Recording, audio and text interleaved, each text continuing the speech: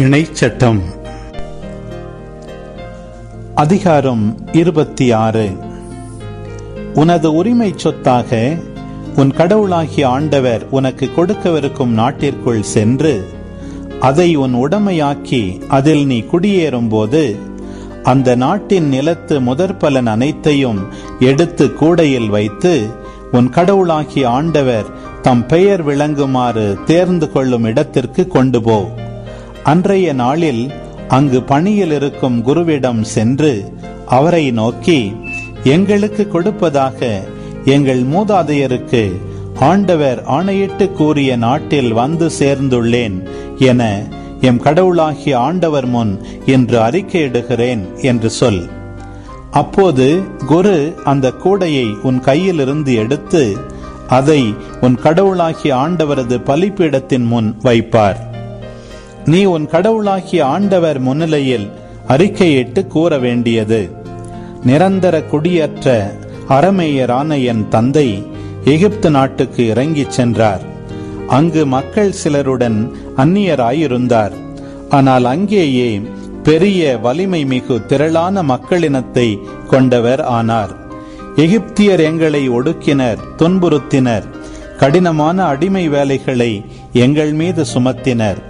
அப்போது நாங்கள் எங்கள் மூதாதையரின் கடவுளாகிய ஆண்டவரை நோக்கி குரல் எழுப்பினோம். ஆண்டவர் எங்கள் குரலை கேட்டார். எங்களுடைய துன்பத்தையும் வருத்தத்தையும் அவதியையும் கண்டார். தம் வலிய கரத்தாலும் ஓங்கிய புயத்தாலும் அஞ்சத்தக்க பேராற்றலாலும் அடையாளங்களாலும் அருஞ்செயல்களாலும் ஆண்டவர் எங்களை எகிப்திலிருந்து புறப்படச் செய்தார். அவர் எங்களை இந்த இடத்திற்கு கூட்டி வந்தார். பாலும் தேனும் வழிந்தோடும் இந்த நாட்டை எங்களுக்கு தந்தார். எனவே ஆண்டவரே, இதோ நீர் எனக்கு கொடுத்த நிலத்தின் முதற்பலனை கொண்டு வந்துள்ளேன் என்று சொல்லி அதை உன் கடவுளாகிய ஆண்டவர் முன்னிலையில் வைத்து அவரை பணிந்து தொழுவாய். பின்னர் நீயும் லேவியரும் உன்னோடு உள்ள அந்நியரும் கடவுளாகிய ஆண்டவர் உனக்கும் உன் வீட்டாருக்கும் செய்த அனைத்து நன்மைகளை முன்னிட்டு அக்களியுங்கள். 1/10 செலுத்தும் ஆண்டாகிய 3ஆம் ஆண்டில் அவ்வாண்டின் விளைச்சலில் 1/10 லேவியருக்கும் அந்நியருக்கும் அனாதைக்கும் கைம்பெண்ணுக்கும் கொடு. அதனால் அவர்கள் உன் வாயில்களுக்குள்ளே உண்டு நிறைவு அடைவர். அதன்பின் நீ உன் கடவுளாகிய ஆண்டவர் முன்னிலையில் அறிவிக்க வேண்டியது, நீர் எனக்கு கட்டளையிட்ட அனைத்து கட்டளைகளின்படி தூய பகுதியை என் வீட்டிலிருந்து எடுத்து அவற்றை லேவியருக்கும் அந்நியருக்கும் அனாதைக்கும் கைம்பெண்ணுக்கும் கொடுத்துள்ளேன். உம் கட்டளைகளை நான் மீறவில்லை, அவைகளை நான் மறக்கவும் இல்லை. எனது துயர நாளில் அதிலிருந்து உண்டதும் இல்லை, தீட்டான போது அதிலிருந்து எடுக்கவும் இல்லை, இழவுக்காக அதிலிருந்து கொடுக்கவும் இல்லை.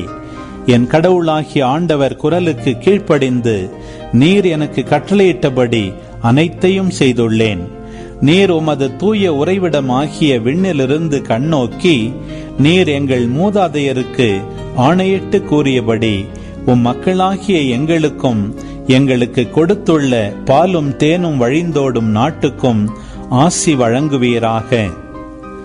இந்த முறைமைகளையும் நியமங்களையும் நீ நிறைவேற்றுமாறு உன் கடவுளாகிய ஆண்டவர் இன்று உனக்கு கட்டளையிட்டுள்ளார். உன் முழு இதயத்தோடும் முழு உள்ளத்தோடும் அவற்றை நிறைவேற்றுவதில் கருத்தாயிரு. ஆண்டவரை உன் கடவுளாய் ஏற்பதாகவும் உனக்கு கடவுளாக இருப்பார் என்றும் அவருடைய வழிகளில் நடப்பதாகவும் அவருடைய நியமங்களையும் கட்டளைகளையும் முறைமைகளையும் கடைபிடிப்பதாகவும் அவர் குரலுக்கு செவி கொடுப்பதாகவும் இன்று நீ அவருக்கு வாக்களித்துள்ளாய்.